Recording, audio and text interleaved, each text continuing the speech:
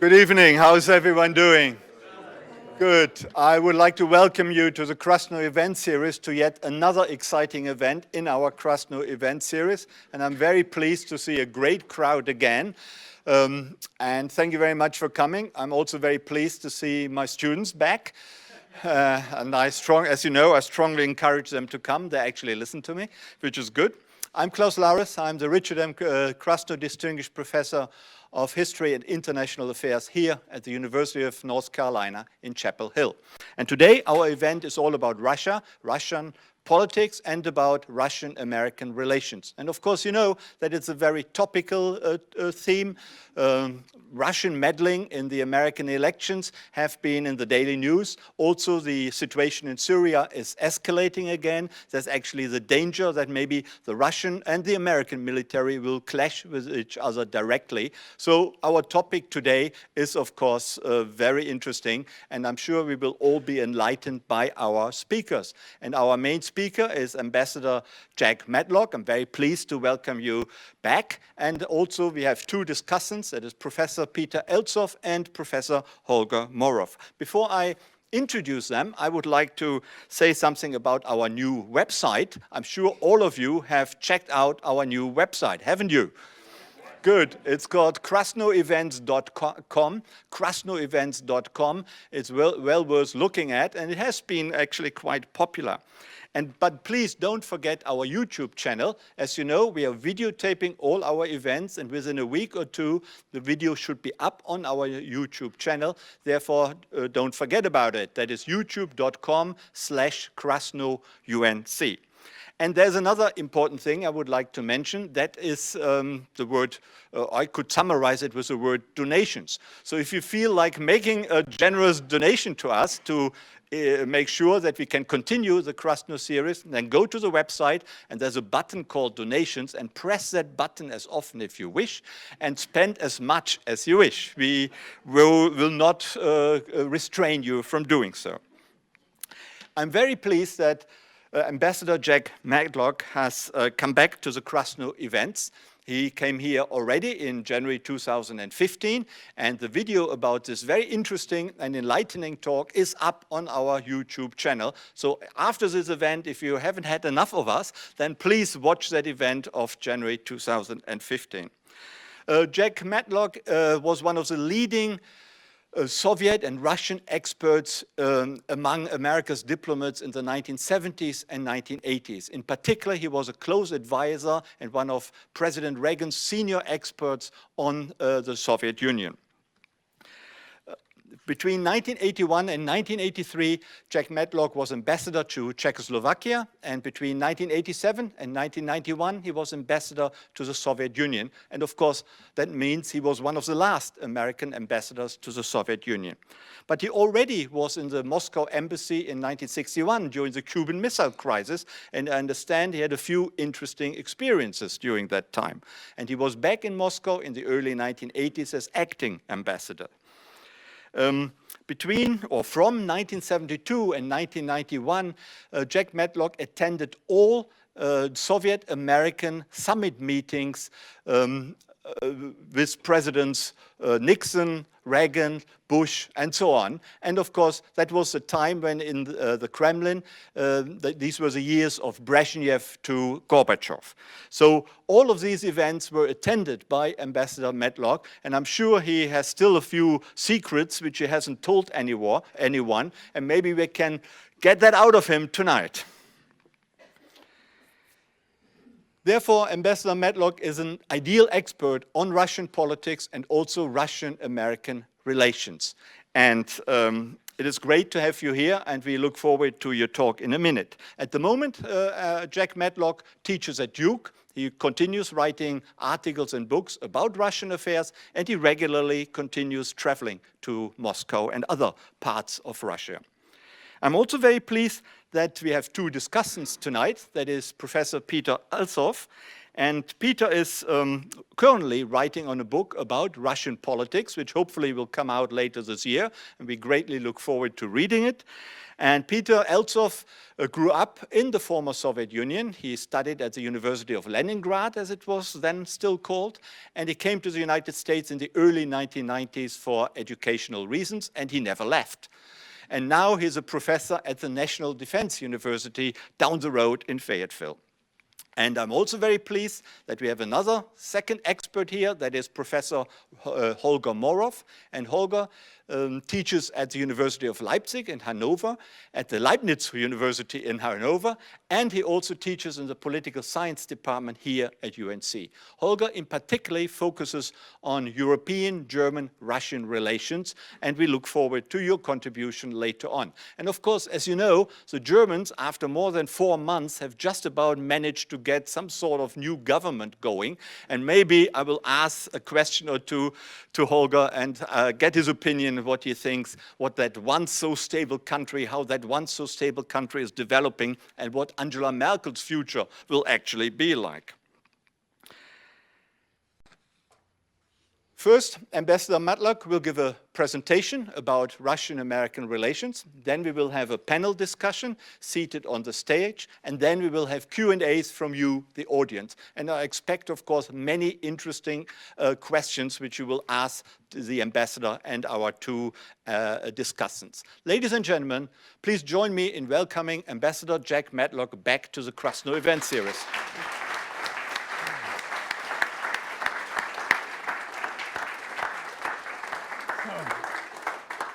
Thanks very much. Thanks for coming. Thanks very much, and it's really great to be back here after about 3 years. We always find here a very interested audience, and one that I have hoped I'd get back to have a chance to meet with you again, and I thank Klaus for the invitation.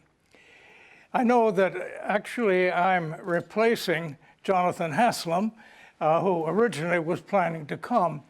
But, you know, Haslam occupies a position at the Institute for Advanced Study, which I previously occupied. So, though I can't profess to speak for him at all, I have worked with him enough to know that probably our views are fairly close. And as I understood it, he would be talking about essentially about the Russian view of U.S. Russian relations. And I think that's important because I'll tell you frankly, in most of our comment today, in our most prestigious press, we don't get the Russian view. We get only an American view. And let me say right up front, I think the view we're getting in the press is heavily infected by Russophobia. Now, it doesn't mean that I'm here to defend the Russian position. I don't. But I think that to be effective in the world, to deal with the world outside, you've got to have some understanding of other people's point of view. Doesn't mean you have to agree with it. Often you shouldn't. But unless you understand where they are coming from, you're not going to get anywhere. Now, we're often told we're in another Cold War. And goodness sakes, the rhetoric, one would think we were. But I can tell you, as a veteran of the Cold War, we're not. There were real issues then. We were dealing with the Soviet Union, with a Marxist ideology, which was committed for most of its history to expanding that by force, if necessary, elsewhere in the world. It was an ideology based upon the prime premise that the proletariat had to take power by revolution and destroy capitalism, destroy the bourgeoisie. That was a real confrontation, and when it began, that philosophy took hold of what became the Soviet Union, and the Soviet Union developed probably the most powerful conventional and at least an equally powerful nuclear force, this was a problem. And it was a real problem. Now, what do we face today? Russia has less than half the people of the Soviet Union. It has gone through a radical transformation, throwing off communism, adapting capitalism. Okay, it's a rough and sort of corrupt form, but it's capitalism. We have no ideological basic differences with Russia today. Furthermore, I would say when we look at the real problems in the world, foremost, keeping under control nuclear weapons, we have reduced them so drastically since the end of the Cold War, but the U.S. and Russia still have enough not only to destroy each other, but probably to destroy humanity itself. These are weapons which are unusable for any rational purpose. We were on the road by the early 90s to moving toward total abolition, so far as, and that was certainly President Reagan's goal, that was President Gorbachev's goal. Now we're again on the brink of another nuclear confrontation, and what's more, we have terminated virtually all cooperation, direct cooperation for the safety of nuclear materials, and it remains to be seen how much Russian cooperation we're going to get in terms of North Korea, as long as we consider them an enemy or even an adversary. Now, my own position is, my own understanding, there is no good reason whatsoever for considering ourselves either enemies or adversaries.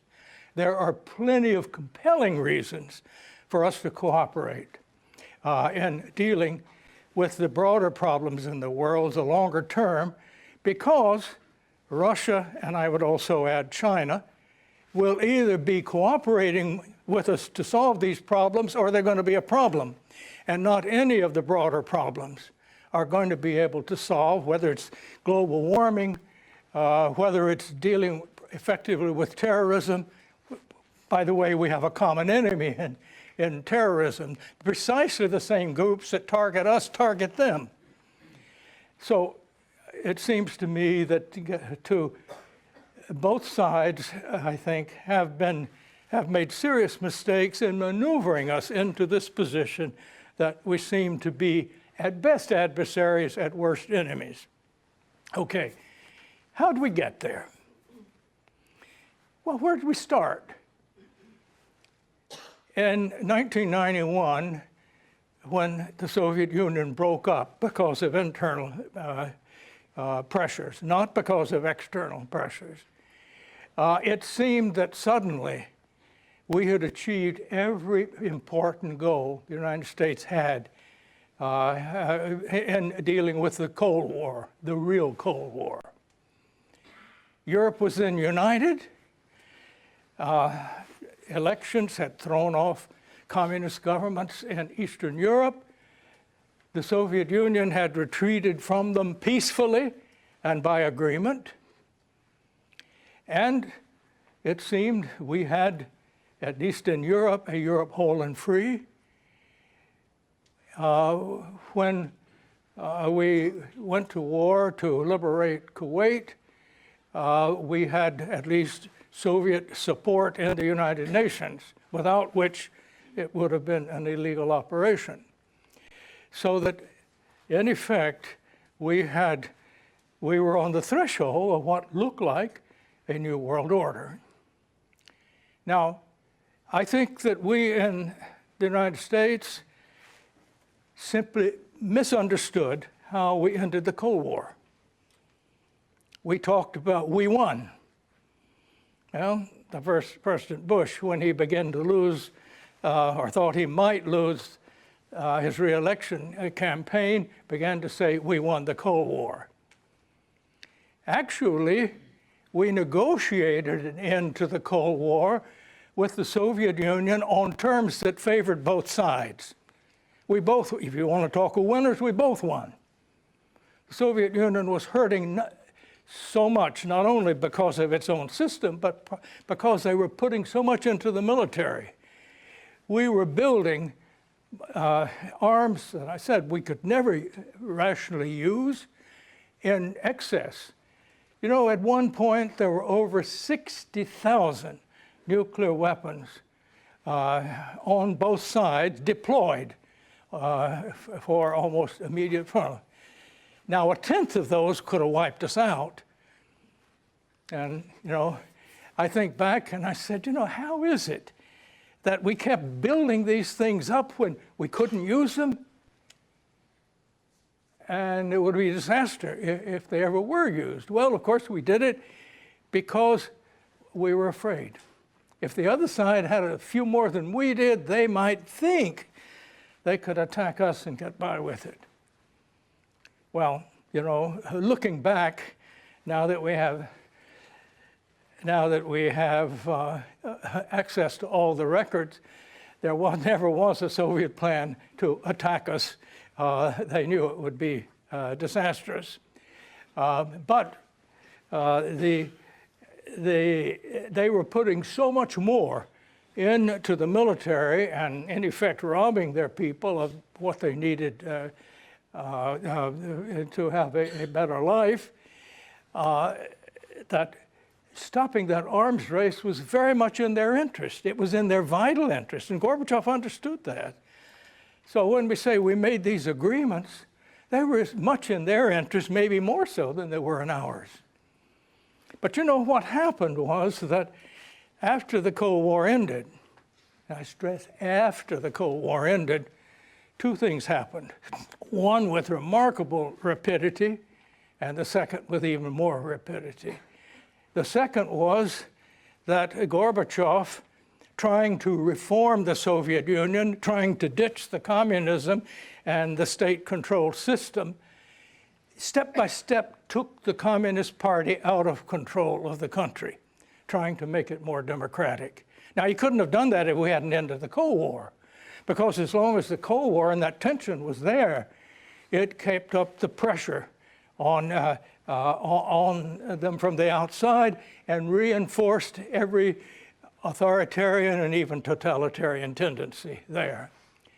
We take that pressure off, and Gorbachev feels, you know, against all odds, but he did feel that he had a chance to reform the country. He would say privately to us, 89, 90, 91, this is a country that's always been ruled top down.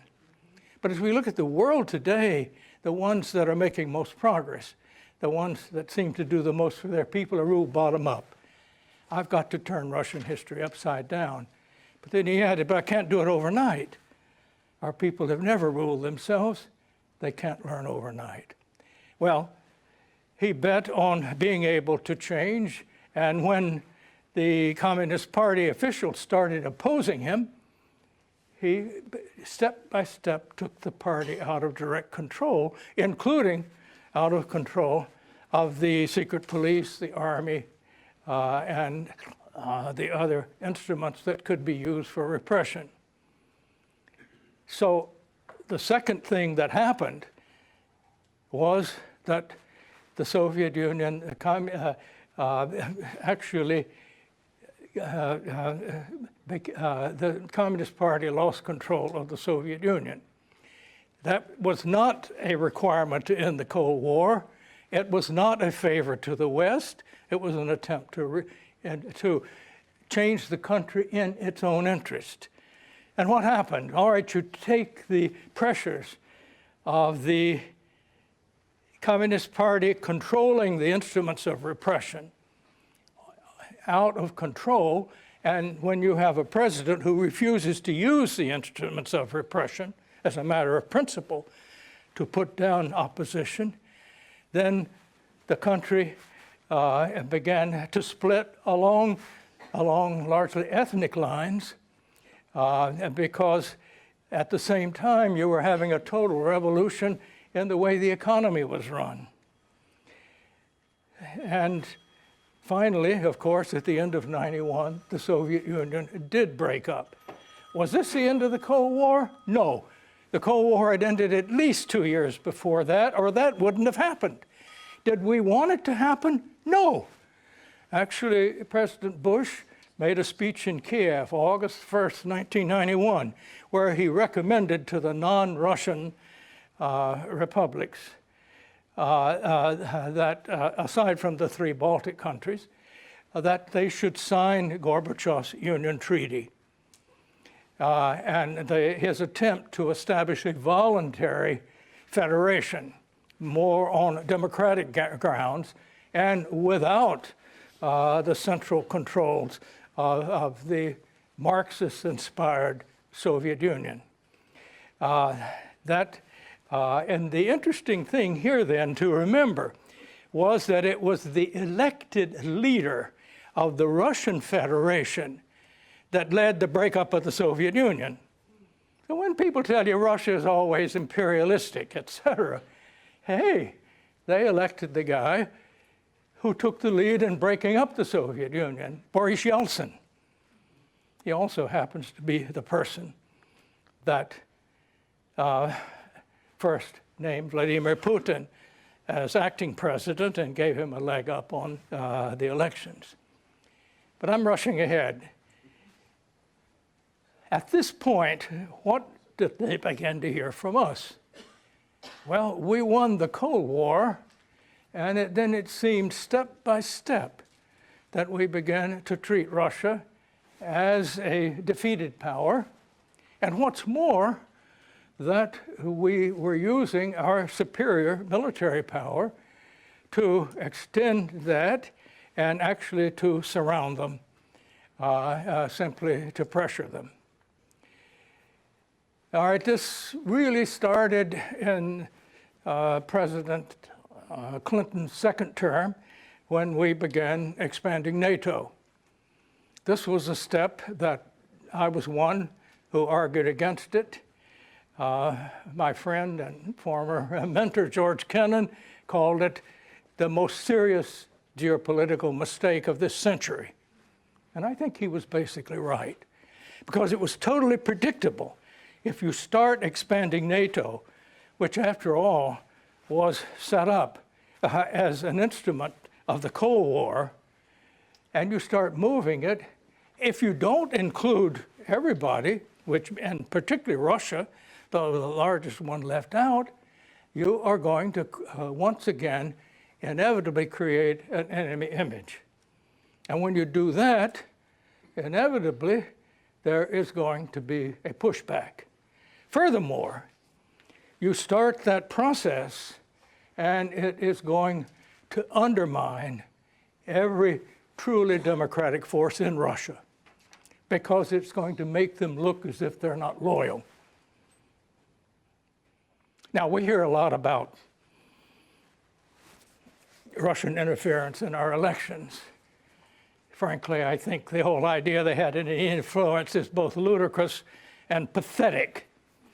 Americans elected Donald Trump, and I don't like it any more than most of the rest of you. But we did, and we did under a constitution set up by Americans, not Russians or any foreigner.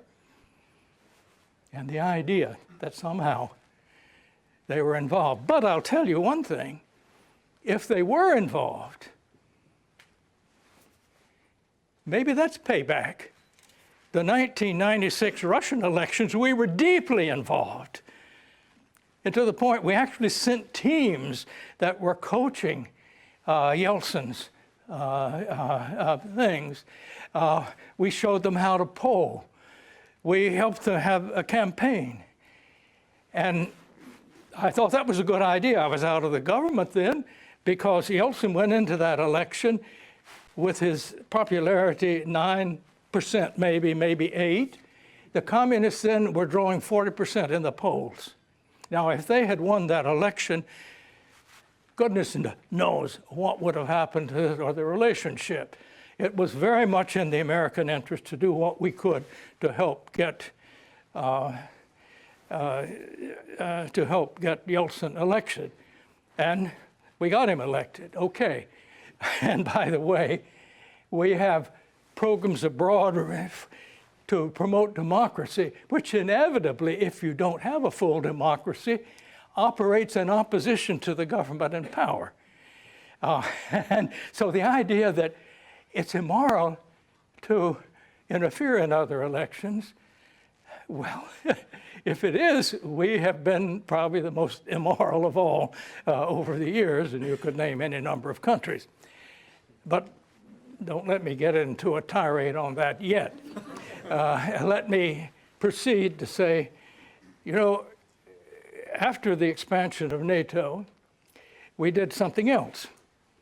And that was, without UN approval, we bombed Serbia in order to support the independence movement of the Kosovars in Kosovo. A very complex issue, one where human rights were involved, other things. But the fact is, strictly speaking, we made war illegally because it had not been authorized by the Security Council. We said NATO can make this decision. And then by 2008, we recognized Kosovo's independence. That broke another agreement that we had made back in the 1970s, when we said that borders should not be changed except by mutual agreement. Now we're changing one, in effect, by force. And let me say, everybody makes a lot of President Putin's taking Crimea after a referendum, which was probably not fair, but he used the Kosovo as a precedent. It was actually the United States that first illegally changed borders. And I would say now we speak of their intervention in Ukraine, their intervention in Syria. Does anybody remember that we invaded Iraq in total violation of international law, and I would say international morality? Iraq had not attacked us, and we had no authority from the UN, and they were in no way involved with Al-Qaeda. In fact, he wiped it out. And at that time, it was not only Russia, but also our allies, France and Germany, said, no, no, no, don't do this. And sometimes we tend to forget. But let's get back to Russia. All right, we start expanding NATO. We involved ourselves militarily in the Balkans, and this was a real human rights problem. But I said at the time, if you hold off expanding NATO and have Russia cooperate with you, in effect tell the Serbian leader Milosevic, either you cool it regarding Kosovo, or we're going to vote in the UN to use military action. That might have cooled things. If it didn't, they would have voted with us and legalized what we did. But no, because we were expanding NATO and leaving them out, they took a different position. Well, I have said many times that I thought that the Clinton administration missed opportunities. Then the second Bush administration totally destroyed them. After 9/11, President Putin, by this time he had been first appointed and then elected president of Russia, was the first foreign leader to call President Bush and offer his help.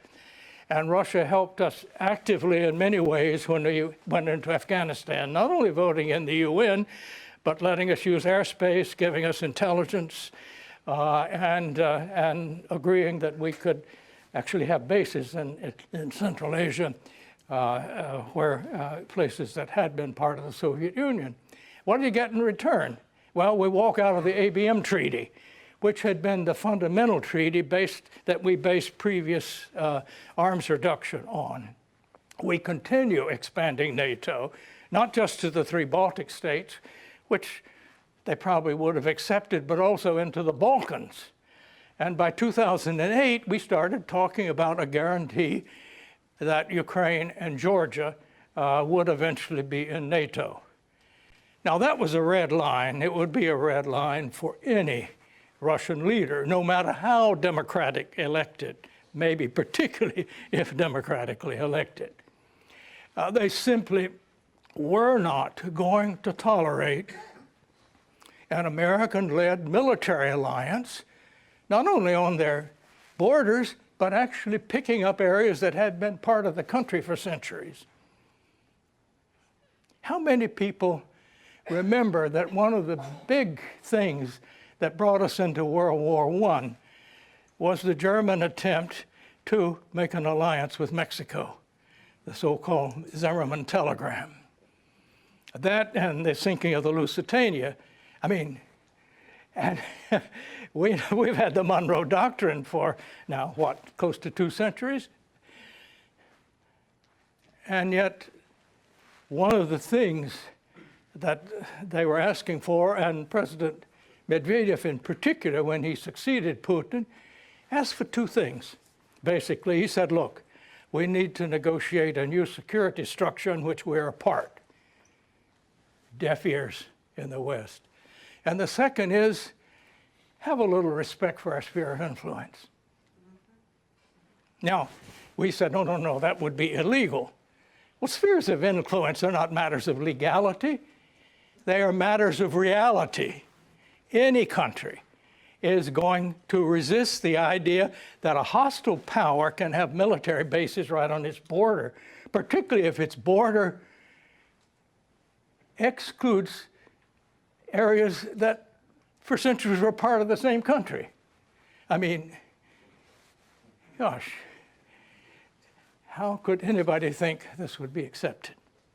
Now, many of these things were done actually not to get Russia, but, and they were done for reasons that, and I would say the Russian reaction tended to be overreaction. But when President Putin made a speech 2007, he had been talking about the partnership with the United States up until then, and he made a speech at the Wehrkunde conference in Munich where he outlined the problems that he saw. Every one of them, one of these was expansion of NATO, the other things were named.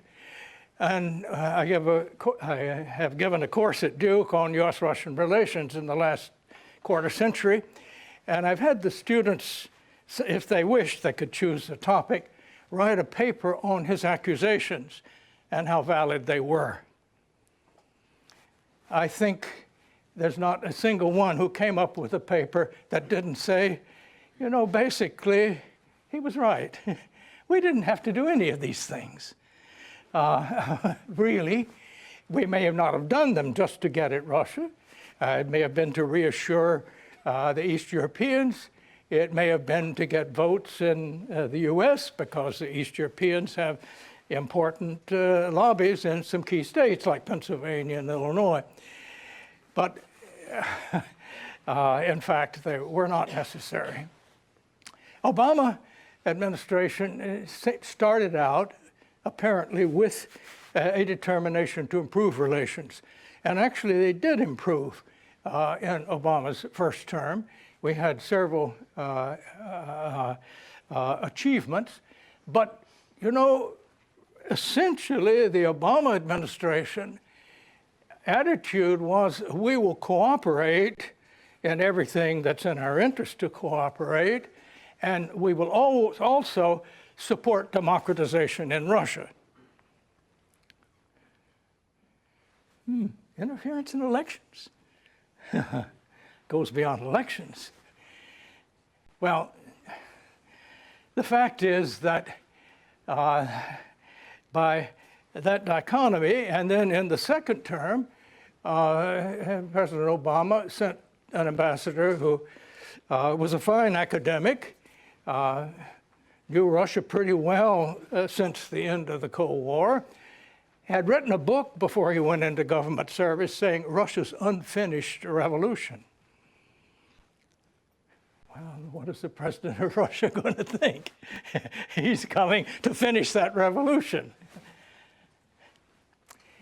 Well, we have seen how the relationship between Putin and Obama has deteriorated and sort of carried both countries' policy along with it. And it seems to me this is the most incomprehensible development I can imagine. I voted for Obama twice enthusiastically, but I must say that particularly in his second term, his policy toward Russia was inexcusable from a number of points of view. And you know, I was struck by a statement that Prime Minister Medvedev, Dmitry Medvedev, who replaced Putin for a term about 6 years ago, and was actually president of Russia during most of Obama's first term. He made a statement, I think it was last January, February, just about a year ago, just as the Obama administration was going. And let me quote parts of it because I think we have to understand their point of view. The administration of U.S. President Barack Obama has come to a close and the results are decidedly mixed. I would like to give my assessment of Russia-U.S. relations during this period, especially since I was directly involved. And he says, on the one hand, Russia and the United States managed to work together, and he said to resolve a number of major international problems, and he names them. On the other hand, U.S.-Russia relations completely fell apart by the end of the second term. Everyone is aware that the United States has always tried to, quote, steer, unquote, almost all global processes, brazenly interfering in the internal affairs of various countries and waging multiple wars on foreign soil. Iraq, the Arab Spring, Ukraine, and Syria are just a few examples of such reckless policies in recent years. There's only one explanation for such actions, he says, the interests of the United States. An explanation which is entirely defensible in America itself. I don't think it is, actually, but he needs that, though much less so in other countries. But the real issue lies elsewhere, the failure to understand one's own true interests. The Obama administration was completely short-sighted on such important and complex issues as relations with Russia. There was hope it would be smarter, more circumspect, and more responsible, despite differing assessments of complex international processes, varying approaches to key decisions, the role of emotion and the pressure exerted by various political forces. The most important thing was to remember that Russia is not a banana republic, even though equal dialogue is a must with all members of the international community. It is unacceptable to talk to a country which is a permanent member of the UN Security Council in such a manner. A country with defensive capabilities equal to the United States, meaning nuclear. It is important to remember that Russia-U.S. relations, without exaggeration, determine the fate of major international initiatives. Often we may like or dislike some of the policies of our key partners, but we must be aware of our common responsibility. This is something the Obama administration failed to do. You know, I think it is important to understand the other point of view. And let me just, at this point, go back. I know I've already spoken longer than I should. Go back to when we were trying to design a policy in the Reagan administration to end the Cold War. Actually, at the time, to tame the arms race. And at that time, I would say that we tried to develop an aim of things we could cooperate on that were in the interest of both. And whereas President Reagan had condemned communism, even calling it an evil empire, he never once insulted personally a Soviet leader. What's more, whenever they met, the first words always were, when they shook hands, was, "We hold the peace of the world in our hands." He understood if we were to get anywhere, you've got to deal with the other side with respect. And though we didn't like communism, his attitude was, look, if that's the system they want, that's their business. What we object to is them imposing it on others. If they'll stop that, there's no reason for us, really, to be enemies.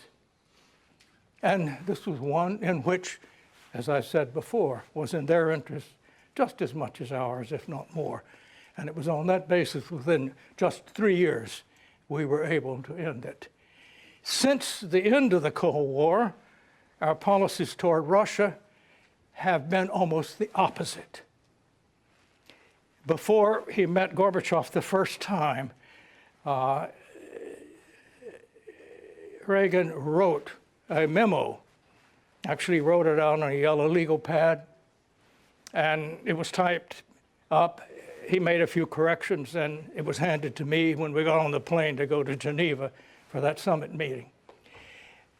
And the next to the last sentence was, whatever we achieve, we must not call it victory. And Ronald Reagan never said we won the Cold War.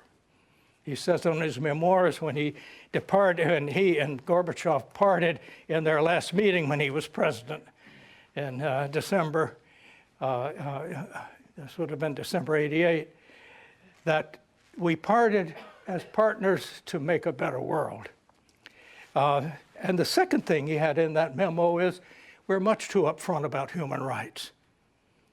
If we hammer at them in public, we will get cheers from the bleachers, but it won't help those involved. In fact, it could hurt them. And he said, at this point, we've got to go private. We did go private as far as the official was concerned. And we had most of our human rights desiderato within about 3 years, when the Soviet leaders themselves understood that we weren't asking for anything that they didn't need to do for themselves. Now, you just beat up public, and particularly when you personalize these things, you make these things virtually impossible. So let me say, I think that our current relationship is quite dangerous. I think we certainly share the responsibility for that. I don't defend Vladimir Putin's policies, and particularly, I think he has followed policies that are not in Russia's interest. It's not in their interest to have Crimea as a terra irredenta by their closest neighbor and most important neighbor, and it's certainly not in their interest to have a war in the Donbass.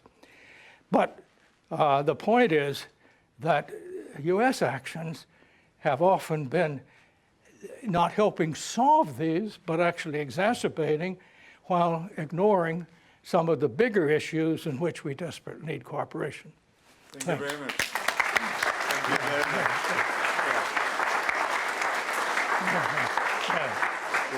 Sure. Let's see.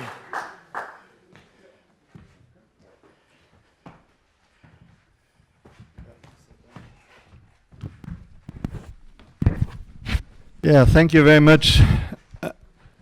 Thank you very much, Ambassador MATLOCK. That was certainly an interesting and enlightening tour de force.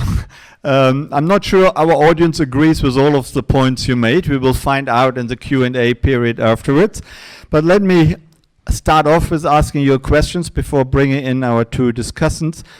You said at the beginning that that Putin didn't bring Donald Trump to office, and I think we probably all agree with that. However, the intelligence authorities even today said or warned against Russian meddling in the forthcoming midterm elections and still maintain there was Russian meddling, whether or not it was decisive to bring someone to power, but was there meddling? And why was it done? Was it done to undermine American democracy, or is that all just talk, which is really not true? Well, first of all, would you keep the microphone? Yeah. Oh, okay. First of all, read the report that was issued last January carefully. First of all, it is not a report of our intelligence community. It is our intelligence community. It is a report of 3 intelligence agencies, CIA, NSA, and FBI. Now,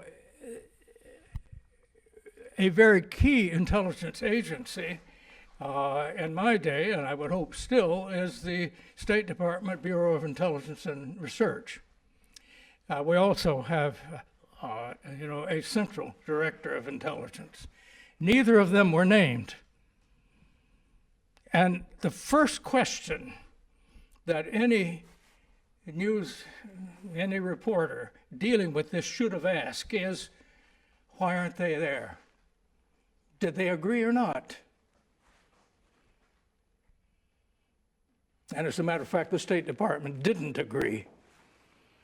And one of the reasons I think it's classified. So now, what does it say also on the first page? We're making no judgment of the effect in the United States. That is not our job. We're talking about intentions and capabilities. Then, as they talked about that, they said, for example, that Russians hacked the emails of the Democratic National Committee, and they thought with high confidence that it was the Russians who gave it to WikiLeaks. You know, I was in senior positions. I've read a lot of intelligence reports. If they had direct evidence, they would not say high confidence. Actually, that means that they don't have proof. And there is a counter-argument that has been published, actually, by some retired intelligence officers who say that actually they have examined the DNC computers and that the downloading of the hacked material was too fast to be done by internet. It had to be done on a thumb drive. In other words, it had to be an inside job. They also said something else about it, and that was that there was no falsification in this. So people who say, well, this is interfering in our election. First of all, I don't know why anybody would vote for Trump because the DNC was stacking the deck for Bernie Sanders. But it was the truth. Does the truth degrade our democracy?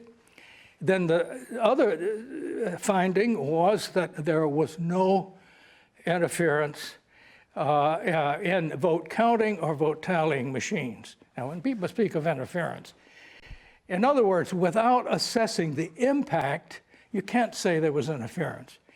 Was there propaganda? Yes.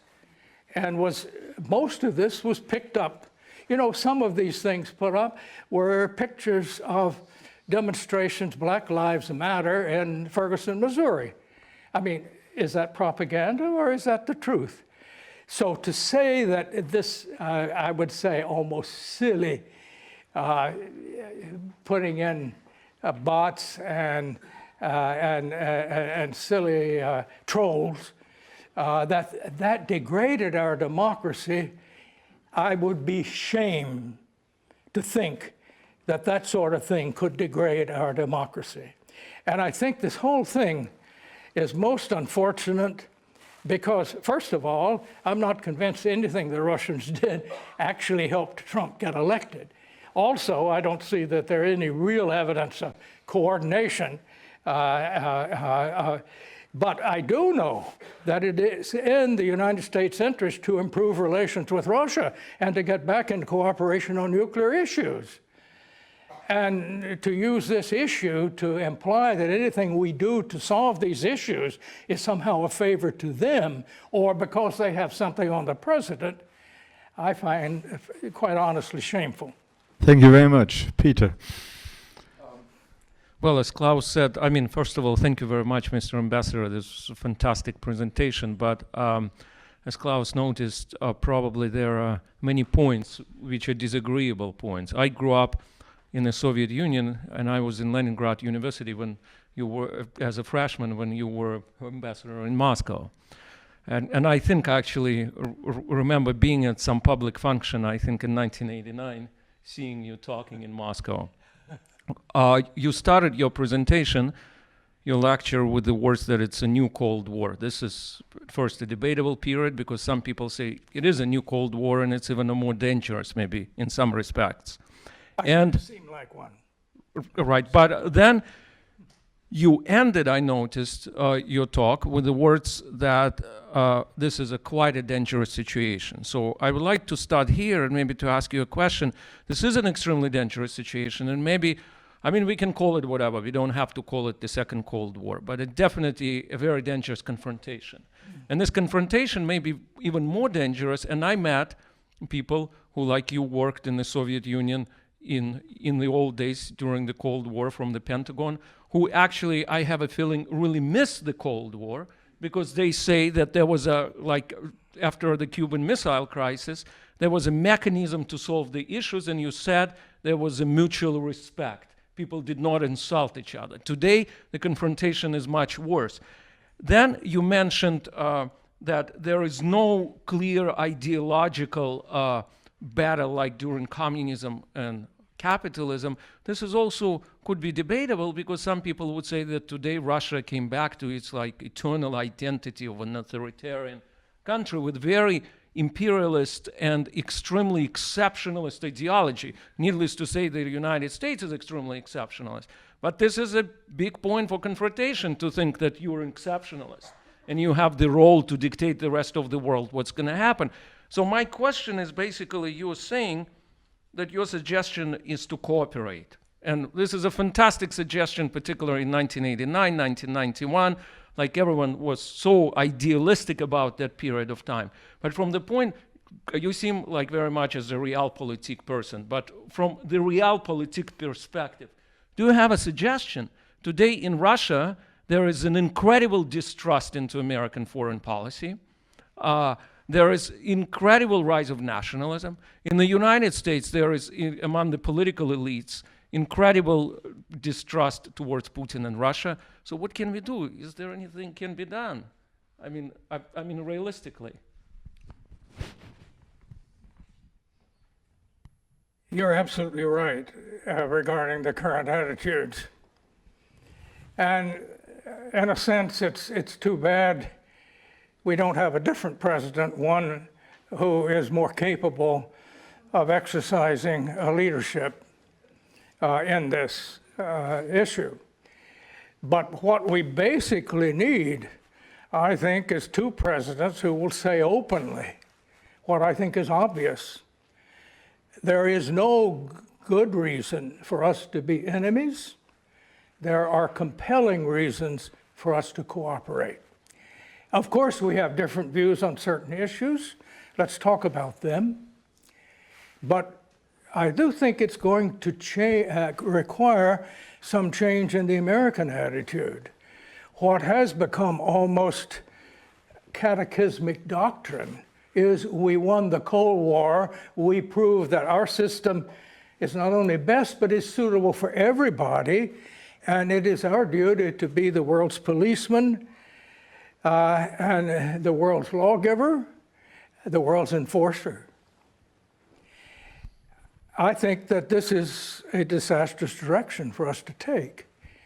And I think we have to recognize that other people are going to set their fate.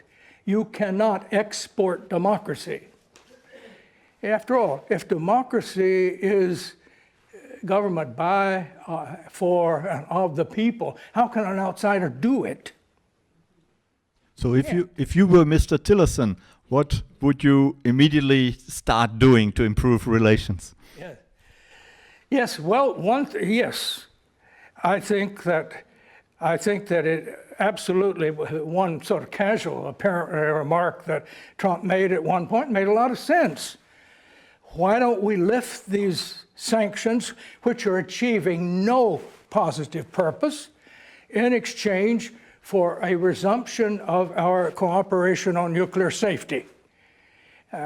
The sanctions, I think, are not achieving any of the ends they're supposed to. Second, regarding Crimea, I don't think we should recognize it legally. It should be like we treated the Soviet Union taking the Baltic states.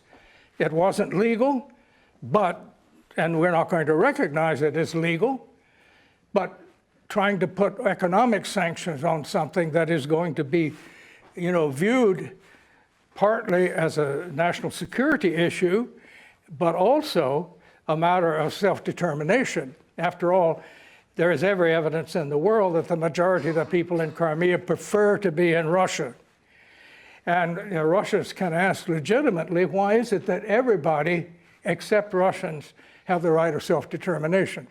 I'm just saying that so many of these issues that have come up, I think, and in general, I think there would be easier for all the parties to solve their problems in Ukraine and to cool them if the United States was not directly involved. Thank you very much. Holger. Yeah, thank you again for a great talk, and I learned a lot 2 years ago and this time again. Also that democracy cannot be exported, as two Germans on these panels, and George W. Bush put a big memorial up on the National Mall to try to disprove that point. But you had a very compelling argument that before you had two ideologies at loggerheads, right? The Marxist ideology, a planned economy, and now actually we are all capitalists. Some are more crony capitalists, some suffer under the resource curse, right? If your state income depends on gas and oil exports, it's different than when it depends on taxes of your people, right? So you have a different connection to where you get the money from in the government, obviously. And ideologically, well, we are democracies, guided democracies, more or less guided democracies, yes. And we might even share this ideology that you find in Russia under Vladimir Putin, and that's taking hold in Western Europe and in the United States, and it's called ethno-nationalism. You could say, yes, we all now are much more ethno-nationalist democracies than maybe 5 or 10 years ago in Western Europe and in Russia.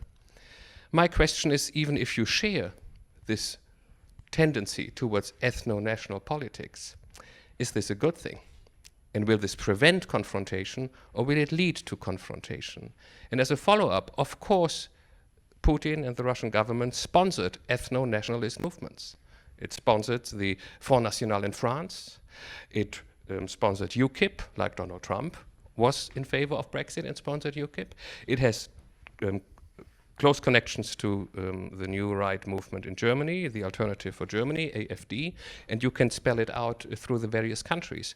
So is it a good thing that we all now move into this new common ideology of national and ethno-nationalism? I hope not. I think that, after all, we face it in our own country.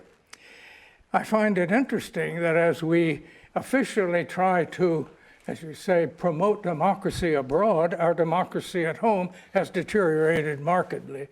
And of course, the election of our current president, certainly ethnic nationalism played a role in that in a lot of states.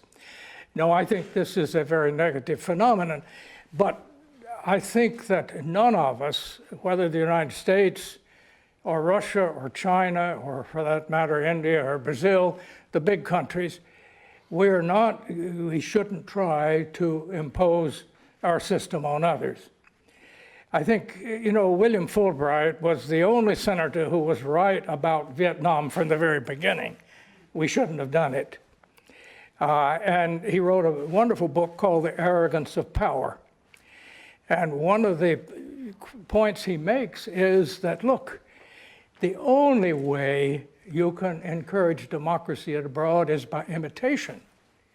Now, who would want to imitate American democracy? And I have to put it in quotes, because it's a country that twice now in our lifetime, the lifetime of even young people, we have installed presidents with fewer votes than the opponent. Or that we have institutions which are profoundly undemocratic, such as representation in the Senate. Now, there are reasons for these things in our history, and when they work right, they work very well. And on the whole, we have evolved in, I think, a society. But I think we are backsliding now. But the point is that we have to learn that to respect other traditions. The Chinese have a long tradition. They're coming back. They may do things a different way. And let us respect that, at least. They've done remarkable things economically and in spreading wealth in the country and many other things. If they don't have the same freedom of speech that we have or would like to have, then, you know, that's their problem. And we can show our sympathies, but as far as our official relations, and the same is true with Russia. Let's just be brutally frank. Where the border is between Ukraine and Russia has no direct relevance to American security. That's the fact of the matter. All of Ukraine, except the west part, was part of Russia for over 2 centuries with no concern on our part. Now, we say, yes, but we want a law-based world. Well, of course. But is that the only thing? Don't we want a just world? And who makes the laws? Who enforces them? Was Rosa Parks a criminal or a heroine? You know, and yes, you can say Russia has violated international law in its actions toward Crimea and Donbass. We violated them when we invaded Iraq. And though people consider that a mistake, now if you're the most powerful country in the world and you want a law-based system, isn't it incumbent on you to be scrupulous in following the laws yourself? And if you don't, you find reasons that you can't. How do you go about blaming others when they find reasons not to? So this is and I think that basically, I think we have to learn that particularly for other large countries, we have to allow a certain modus vivendi, particularly when it comes to how they govern themselves, how they interpret human rights. We keep, you know, we're constantly in motion on human rights. And we just barely decide that something should be a human rights right in some of our states, and we start making this an issue with other countries. That I think is not going to work. Thanks very much. Let's briefly talk about the Middle East and Syria. What do the Russians do in Syria? What do the Americans do in Syria? Why is there now a conflict even with a NATO partner called Turkey between the US and Turkey and the Russians as well? Shouldn't they all withdraw? What? Both sort of stayed out. And I think our mistake was starting, even before the war began, trying to remove Assad. Now, you know, the idea, well, Assad's a dictator, you have to remove him. What's going to happen? Okay, we removed Saddam Hussein. What happened? We removed Gaddafi. What happened? I mean, how many times are we going to make that mistake? And now, Russia was watching this. They are much more vulnerable to these terrorists than we are. They're much closer to them. Many of the jihadists come from what was parts of the former Soviet Union or from Russia itself. So they have 20% of their population is Muslim. So they have, I would say, a substantially greater security interest in what happens in the Middle East than we do. And yet, in their eyes, and I think with some justification, they say, we have been making mistake after mistake. And you have to ask, why did we do that? You know, when the demonstrations started, the so-called Arab Spring, we immediately saw, oh, they're going to create democracy. It's as if democracy is the default system, political system. It isn't. During the Cold War, if there had been these demonstrations, we would have done everything we could to put them down, because we would have said, oh, they're apt to go communist. In fact, we did in Latin America, in Guatemala, in Chile. Whenever there was any chance that demonstrations could go communist, you would put them down. And what worries me is so much of our current policy, spreading democracy and so on, almost a messianic one, is very similar to what I call the Brezhnev doctrine. The idea the Soviets had, they were going to spread socialism, which was going to create equality and a utopian life for everybody. It was their duty to do so, and anytime there was a socialist state, it was their duty to protect it, and that's why they invaded Hungary, and that's why they invaded Czechoslovakia. Now, quite frankly, I gave a talk just a few months ago to historians of American foreign policy, and saying what we have done, we have come from the Brezhnev doctrine to the unipolar illusion. And they are based philosophically on very, very similar modes of thinking. Both are destined to be failures. Thank you very much, Peter. I would like to go a little bit back. So you seem to blame pretty much the United States for, you take this position, what John Mearsheimer also wrote, that Ukraine is our fault and the expansion of NATO is our fault. I remember talking once to General Clark. Correctly, I don't say it is our fault, but go ahead, make your point. Okay. The General Clark, like I remember once talking to him, who was the director of NATO in the 90s, he was saying in one of the think tanks a few years ago in DC that initially Clinton had absolutely no desire to take new members to NATO.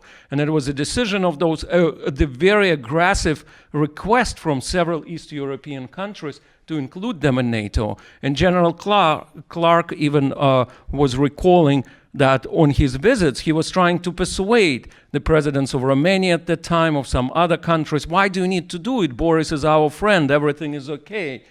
So maybe, the story is not that simple. Maybe on the outskirts of the former Russian Empire, the Soviet Empire, there is a pathological fear about some countries who wanted the protection. And I'm sure today the 3 Baltic states are super happy that they're members of NATO. They definitely don't regret that. So how do you respond to that? I don't know, maybe you have a different story. You probably know. First of all, I didn't say Ukraine was our fault. I said, in fact, I think that President Putin has made big mistakes, as I pointed out. I think this is not in Russia's interest. I do think that his reaction was a predictable one. And obviously, all of these stories are very complicated. We could spend an hour or two on each one of them and not exhaust. But what I would say this is that number one, in the Clinton administration, one of the things, the very same time that President Clinton was telling Boris Yeltsin that the Partnership for Peace would be a substitute for NATO membership, we instructed our ambassador in Warsaw to tell the Poles that it would be a road to NATO membership. And the answer is, you're quite right, the East Europeans, particularly the Poles, the Czechs were more divided, were very eager, and of course, particularly eager was the diaspora, the Poles, who are important voting blocs in Pennsylvania and Illinois. So there were domestic political reasons that made this necessary. It happened that I briefed, along with a group of others of our veterans from the Cold War, the Secretary of State and the Secretary of Defense during the Clinton administration. We spent about 2 hours describing the problems that would ensue. We were all in favor of the Partnership for Peace. And as a matter of fact, the Russians told us at the time if we wanted to extend Chapter 5 guarantees to the Eastern European countries, they wouldn't object to that. What they objected to was a unified military establishment. And as I said, the Clinton administration with the Russians and the East Europeans was playing a double game. Actually coming out of that meeting, we found out later the Secretary of Defense did recommend against expansion. The Secretary of State, after we explained these things, said, you know, we really have to consider somebody's interest other than Russia's. I was shocked. I didn't have the heart to say, Mr. Secretary, we have been talking about American interest, not Russia's. I realized that Clinton had made a decision he was going to do it, and it was beyond rational discussion any further. You're right, the East Europeans asked for it. It doesn't mean that they were correct. The Balts, for example, when they were struggling for their independence, they would come to me from '89 on and describe their plans. And at one point, since we didn't recognize them as part of the Soviet Union, they would ask, if we declare our independence, you of course will recognize us. And I said, no, we can't. Why? 2 reasons. First of all, I said our own doctrine is that we only recognize countries as independent if they are truly independent. But the more important reason is if we did that, you would be crushed. They would invade you. This would be the pretext for crushing your, and you know, okay, you know, many of our Baltic citizens were pushed very hard. You must recognize Lithuania when it declared its independence. Actually, at that point, Gorbachev was nearly removed over that issue. We got through it. And of course, eventually they got their independence. The only advice I could give them was keep it peaceful. You must keep it peaceful because we cannot help you. If they crush you, we cannot help you. This is not what we were telling the people in this so-called Arab Spring. The point is you have to be realistic.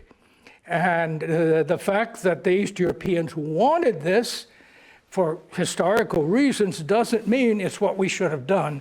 It doesn't even mean it would have been in their interest. Thanks very much. One last question from Holger before we open it up to Q&A, I would say. Short one. I try to bring 2 together. You mentioned that if you want to promote democracy in another country that is not a true democracy, the leaders of that country will perceive it as a threat, right? Even if you're not partisan, right? And I think that's a very good point. Could this be the reason why Putin and other leaders of other non-perfect democracies have an interest in having the United States, West European democracies look less democratic, and therefore do the things that you say they might not have done, or they might not have influenced, but they certainly get legitimacy out of delegitimizing a working democracy abroad. And I don't know how to tie this in, but you always use the recognition of Kosovo, the intervention in Yugoslavia, as being on equal footing with the annexation of Crimea. And I would like to put a foot down and say you can't do that. Because you had a civil war in Yugoslavia with over 1 million refugees just in Germany, with what you call human rights issues, what others call ethnic cleansing. And that's the reason why German foreign policy changed for it, to use its military abroad for the first time since World War II. This is a totally different situation than the one in Crimea or the one in Abkhazia in Georgia. And I don't think that you can look at it from an equal, just international law perspective. Thank you. But They were different situations, but the basic principles as how you change borders and when you recognize them were applied in different ways. And if you look at it strictly as a legal point of view, which many people do, they said, oh, it was illegal, we want a legal-based thing. I point out that we also We may have had better reasons than they. That's a matter of perspective. But in the case of Georgia, Georgia and South Ossetia had carried out extensive ethnic cleansing and had been using force, both in Abkhazia and in South Ossetia, even before the Soviet Union broke up. And Georgia was the aggressor in that occasion. In the case of Georgia, we side with the Georgians, even armed them. In the case of the Kosovars, who were using terrorist methods, we side with the Kosovars. So, you know, as I said, these are all very complex, as you pointed out. We could go on for hours on any single one. But the basic legal principle that you don't change borders except by mutual agreement, if you declare Kosovo independent, de jure independent, without Serbia's opinion, you are violating the Helsinki Final Act. If Russia takes Crimea, even with a referendum, without the approval of Kiev, it is violating the Helsinki Final Act. I'm just saying we did it first. I'm not saying the situations were in all cases. Thank you very much. Thank you very much. There was no violence in Ukraine. We could go on for hours, you're quite right, but let's open it up to people here. Yes, there, David Litt.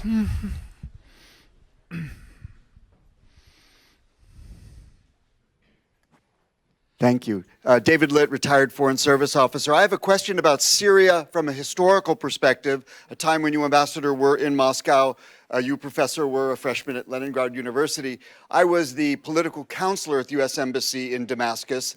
And in 1988-89, we assessed that we could improve relations with Syria, which we did for the following 16, 17 years, because we assessed from there that relations between Moscow and Damascus were cooling significantly. Is that true? And why would Gorbachev have embarked on that kind of a cooling after 30 years of very, very close relations between Syria and the Soviet Union? I'm not sure I can give a very clear answer. In general, by 89, 90, Gorbachev was trying to get out of a lot of these commitments they had abroad. They were overextended. We began by 90 and 91 getting, I would say, genuine cooperation in trying to settle the Israeli-Palestinian thing. So Gorbachev was no longer following the traditional Soviet policy, which was to give maximum support to the Arabs. Remember, he established diplomatic relations with Israel at least a year before the Soviet Union broke up. Also, I would point out that the Soviet legislature legally freed the Baltic states, unlike the others. So actually, even while it was still the Soviet Union, the Baltic states were de jure freed. Thank you very much. Any more questions? This gentleman here. Yeah, yourself, yeah. I have a question. Given the conundrum that we're faced with now, that we have a president who spoke highly of cooperating with the Soviet Union, with Russia, but now that is political poison in our country, how do we move forward if it is to our benefit to cooperate with the Russians? Well, you know, I think we need to change our rhetoric. And I think we need to put issues in some perspective. What is really important to us, what is less important, where at times we have to leave it to others to take care of the issues. The biggest problem, and I'll be very frank, our military-industrial complex needs big enemies. You do not need carrier task forces and supersonic bombers to deal with terrorism. The only countries that are big enough to be a threat Russia and China. And you can be sure that there are forces at work. They don't want a war, but they want to build the sort of weapons we would need if we had a big adversary. And the problem with that is we encourage them to push back and to get at us in other ways. And keep an eye on cyber and cyber warfare. You can put Russia down as only a regional power, forgetting they've got ICBMs, forgetting that they've got the only rockets to get us to the space station. But I think they would not hesitate to try to match us one-on-one in cyber. So it's very important we don't get ourselves in that position. Thank you. There was a question right at the back. Yes, the lady right at the back. I was wondering if you could talk a little bit more about prospect theory and sort of Putin feeling a bit riskier because he currently feels like he's at sort of a low. Have you heard at all about sort of the prospect theory being applied to Putin? Say it again. Which theory? Prospect theory, sort of this the economic. So essentially, it's I think it has a different name. I'm not necessarily sure what it is in sort of the humanistic sense. It's like the debtors game. So essentially, Putin feels that he is gambling. Maybe it's gamblers. What is that? No. It's not prisoner's dilemma. No. It's more in another to explain it. Is when if you bet on something and then you're at a loss, you're more likely to bet again. Does that make sense? Like if you feel as if you are. Right. Yeah. Sorry. Right. So you want to. The question is whether Putin has a very simple theory of international relations that he basically wins and that encourages him to do the same action all over again. It's that he's actually at a loss at the moment, and that's what's encouraging him with riskier action, like invading Crimea. Does that make sense? Right. Not.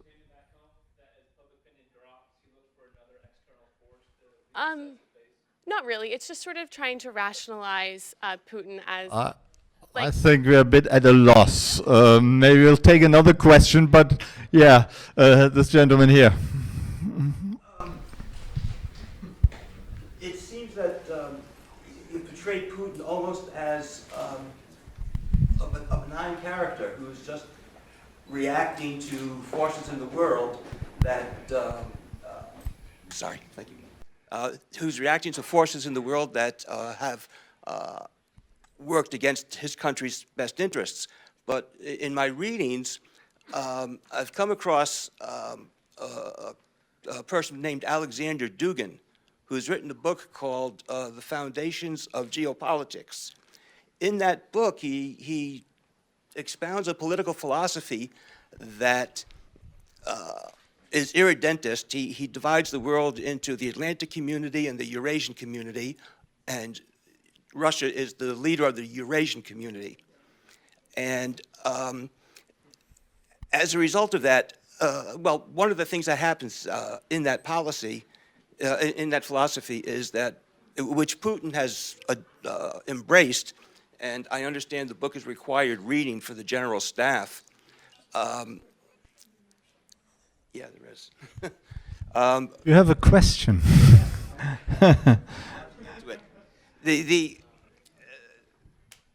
Putin has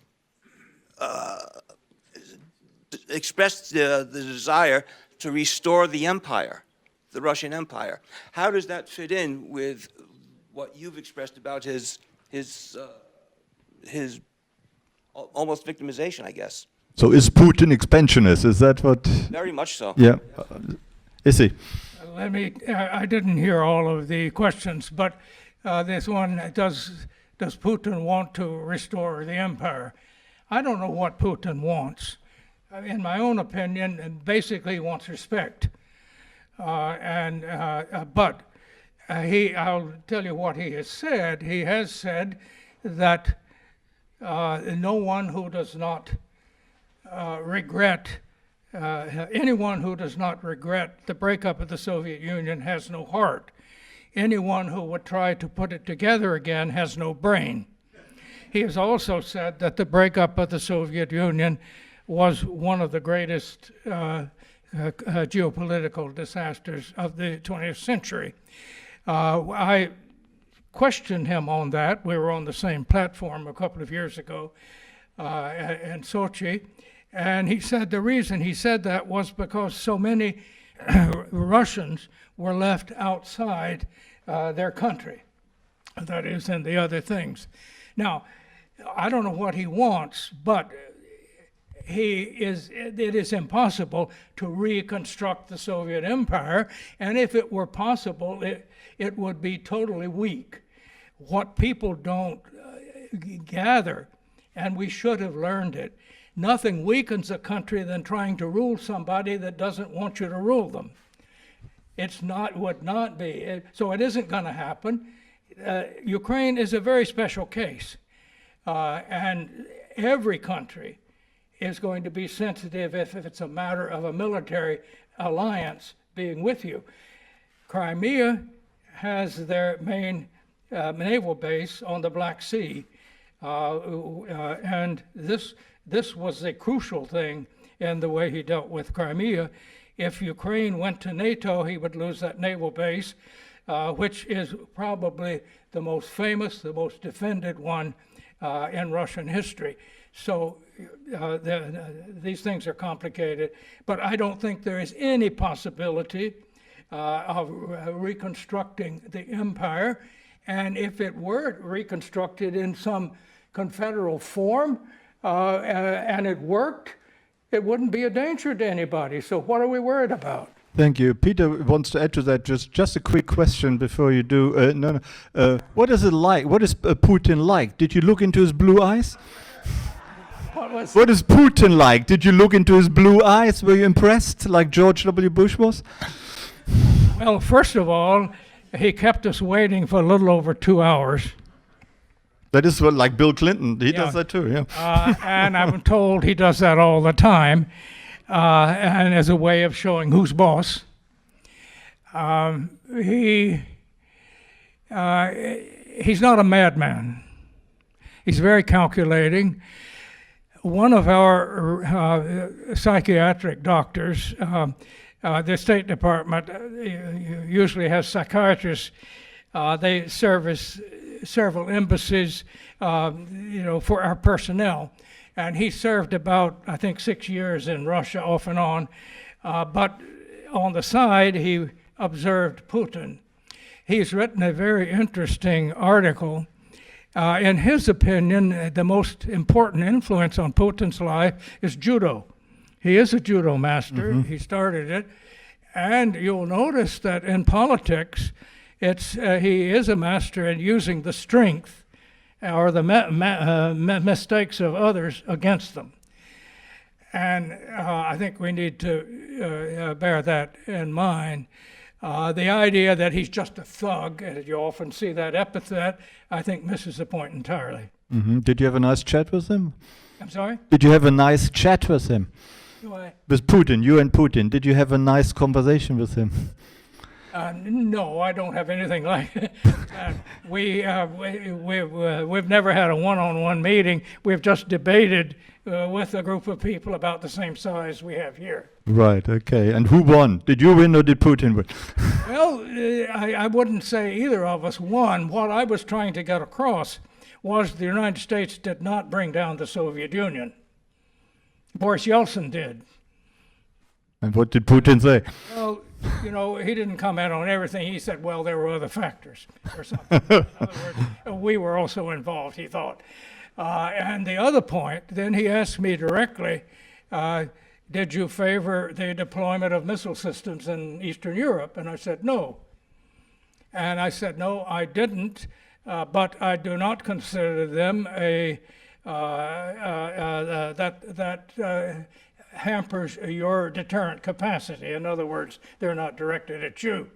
And he said, well, why did you put them there? And I said, it's our military industrial complex, that's jobs. And he said, wouldn't it have been better to spend them at home on your infrastructure? And I said, absolutely. Right, okay. We agreed on. Right, right. Thanks very much. Peter, you wanted to add to it. I just wanted to follow up very briefly on the previous question. This gentleman mentioned the writings of Dugin, and I don't know if you're familiar with him. He is very popular in Russia today, and some even say that he gets some support from the Kremlin.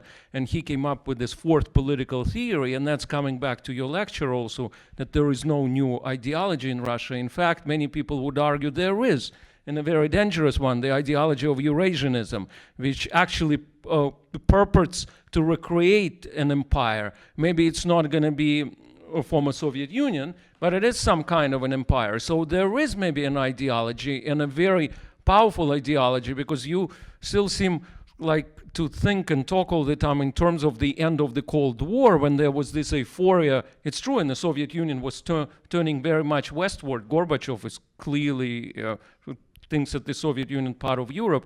So don't you think, don't you feel that there is today maybe like a different ideology in Russia, which is not reconcilable with the Western values? Oh, I think these ideologies, Dugin's and others, there have been strains there throughout history. I mean, good gracious.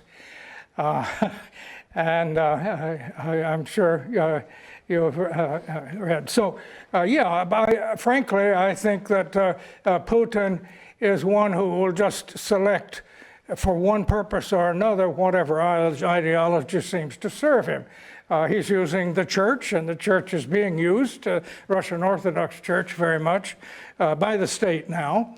I don't know whether he himself is devout at all, but he will use them politically. And I must say that in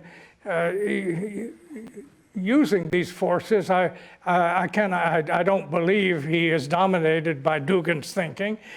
Basically, his own thinking, coming from St. Petersburg, having studied German, as his foreign language, he is basically culturally a Westerner under Russian terms. But also, I would say, very much an opportunist, in many ways a pragmatist, and the pragmatist in staying in power and using that power. Thank you. When you would compare Gorbachev, who you know well, and Putin, what would be your conclusion? Gorbachev is a genuine Democrat with a little d.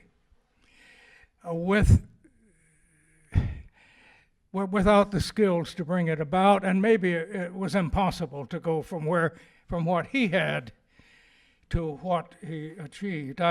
I've compared it to taking a submarine and turning it into an airplane, keeping it operating the whole time, and using the same crew.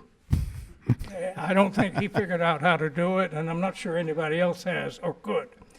The system was one which had to be replaced, and you had to destroy one rather than the other. Yeltsin, who was a demagogue in a sense, he kept saying, we won't carry out reforms on the backs of the Russian people, where it was very clear that the economic privations were inevitably going to be great as they were shifting.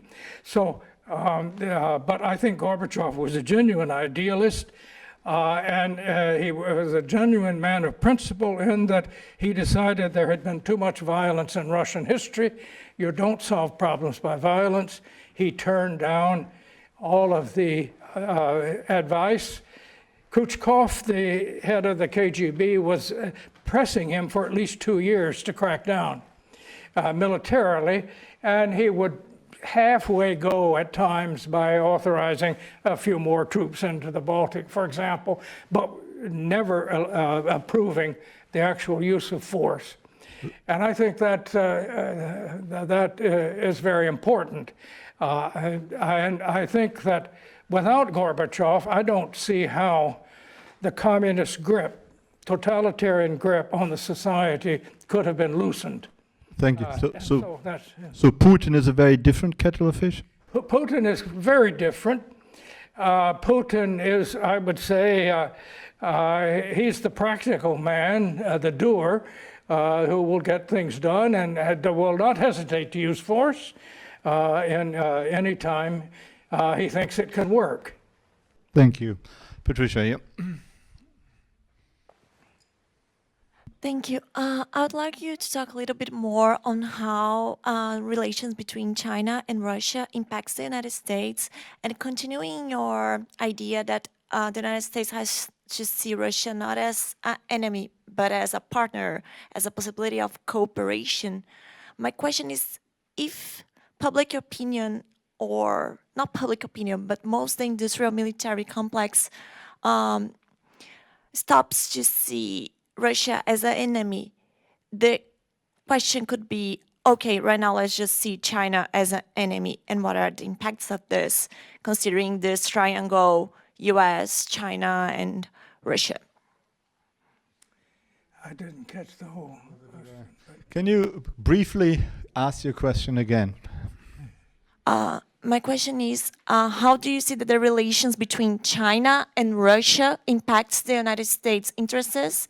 And if Russia is not more seen as an enemy, if China, this will make China feel seen as the main enemy of the United States, and what are the impacts Thank you. of the country? Certainly we're seeing more and more cooperation, particularly economic, between China and Russia. I don't worry about that. I don't think we have any. This is not the Cold War, and I don't think we have any interest in there being hostility between China and Russia. I do think that economically, if we continue our policy of sanctioning all and sundry, particularly in financial area, we're going to find Russia, China, and probably several other countries moving to replace the dollar as the sole, you might say, international currency. We're already seeing, for example, Russia selling oil in yuan. It could be, when now that China is going to be one of the largest importers, suppose they start insisting that Saudi Arabia sell in yuan rather than dollars. I think we are very vulnerable in maintaining our, you might say, hegemony in international financial things by what I consider misusing it, by using these sanctions to try to achieve political ends. I think we are giving almost everybody else some incentive to try to balance us. Thank you very much. Maybe we have time for two more questions here. This gentleman and this gentleman, yep. I just wanted to ask more about where the root of like the totalitarian kind of addiction that comes with a lot of Russians. I agree with the gentleman that says that we are going into another kind of ideological difference. It's not communism, it's not global communism, but it's definitely something. Why does, especially in the past century, why is there this trend in Russia for them to veer towards totalitarianism? Why is that trend in Russian politics to go towards totalitarianism? To go toward? Totalitarianism. Well, there obviously has a trend toward a more authoritarian government.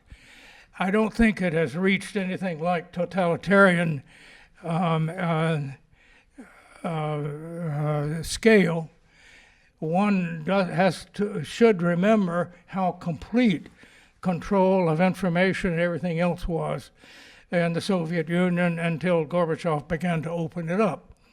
One of the, I would say, most valued freedoms that is still preserved is the freedom to travel. That was not there before. In general, I don't think there has been that much curbing of freedom of speech of individuals. They control the media, yes. My grandson, who he's bilingual, just finished high school in the Anglo-American school in Moscow, tells me that all of his Russian friends, he says his generation doesn't even watch television. They get their information off the internet. Now, whatever interference there might be, and there is interference, but it is stupid interference.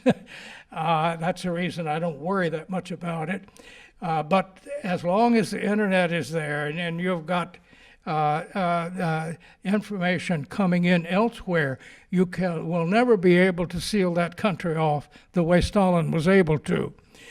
So I think we should use the whole term totalitarian with some caution. There are still laws, and the laws are sometimes ignored or violated, often I would say, but the fact is the laws themselves on the whole are not all bad, and even a law which is not observed it becomes sometimes a goal for opposition. One of the things that brought the Soviet Union down was the fact that the Stalin Constitution made every Union republic sovereign. And of course it was a lie at the time because everything was run by the Communist Party. But when the people began to demand, all right, live up to our own laws, suddenly these became relevant. Thank you very much. One final question. Yes, Aidan. Quick question. Winston Churchill tried in 1953 at Bermuda to bring America, Britain, and France together to create a united front before potentially meeting with Russia to start ending the Cold War. That's America, Britain, and France. It was not successful, but do you think it set a precedent for future U.S. meetings, U.S.-Russia meetings like Helsinki in 1975? If so, how? Should we have another big three conference with Russia, America, perhaps China? Who knows? Well, one thing, let's not forget, Churchill was talking about the Soviet Union. That's a different state from Russia today. And I'm not sure, there was distortion, my hearing is bad, just exactly what Russia said, about Churchill said about it. No, it was at the Bermuda conference in late 1953. He basically suggested that there should be another big three conference like at Potsdam and to basically cooperate in the world and overcome the Cold War. Well, you know, I don't think you settle things at these conferences. First of all, each of the parties has to make, I would say, proposals and an attitude, change the attitude to see what is possible. When these agreements are almost there and maybe need only just a few closures, that's the time you can invest in a meeting. I suspect that most things would be done bilaterally, and then confirmed in a wider cycle. But you know, I think there are a number of issues, particularly economic issues, that we do need to think in terms of not of excluding others, but of including the things. Now, I thought a lot of the criticism of the trade agreement in Asia was not well founded, but what I didn't like about it was it left China out, as if you can plan economic developments in Asia without the participation of China. And it seems to me that you want to find win-win solutions that involve them, and the same is true with Russia. The big issues we're facing today are not going to be solved without the participation of these big countries. And we've got to find a way to put our disagreements in perspective and deal with them on one level and find ways to cooperate on the big ones. And the big ones are, I think, nuclear issues and war, how to deal with failed states, and global warming and environmental degradation in general. Overpopulation is going to be an increasing problem. So, and these are not going to be solvable without these other big countries.